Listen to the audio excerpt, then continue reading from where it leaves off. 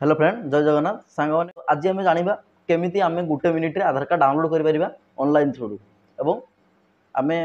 जदि आप आधार कार्ड हजि जाइए आप आधार कार्ड नंबर भी नहीं तो आम केमी आधार कार्ड नंबर को फाइंड कर गोटे मिनिट्रे तो आज भिडियो आम जाना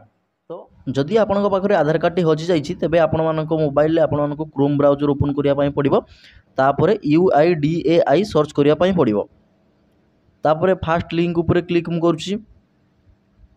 तापर लैंग्वेज रे आपको इंग्लिश रे क्लिक करने पड़ो तापर तले ऑप्शन आपको बहुत सारा देखापी मिल जाए डाउनलोड आधार उपर क्लिक करने पड़ो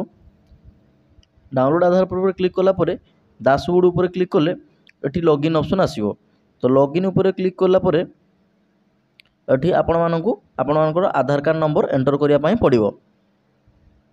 तो मु मोर ये आधार कार्ड नंबर टी एंटर कर दूची आपन आधार कार्ड नंबर टी एंटर कर दियंतु तापर ये कैप्चा फिल करने पड़ो कैप्चाटी मु फिल कर देइछि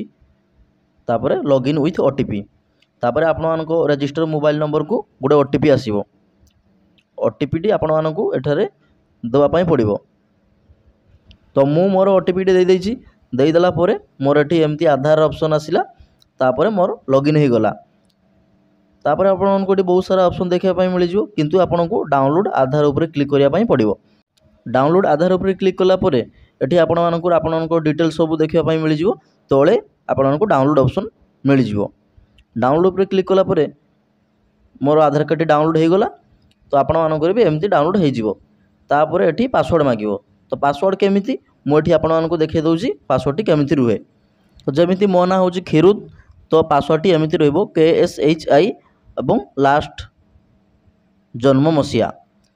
तापर आपको आधार कार्ड देखापी मिल जाए तापर एबे आम जाना जदि आपणकर आधार कार्ड नंबर भी हजि जाइए तो आपण मैंने आधार कार्ड नंबर टी केमी पाइबे तो तापर डैशबोर्ड पर ये ऑप्शन आपको क्लिक करने पड़ो तापर ये आपणकर नाम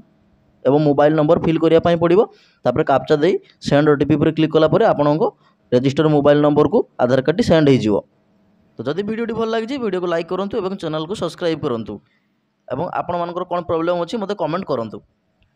मुझे सल्यूशन नहीं आसबि तो रहू सांग जय जगन्नाथ बाय।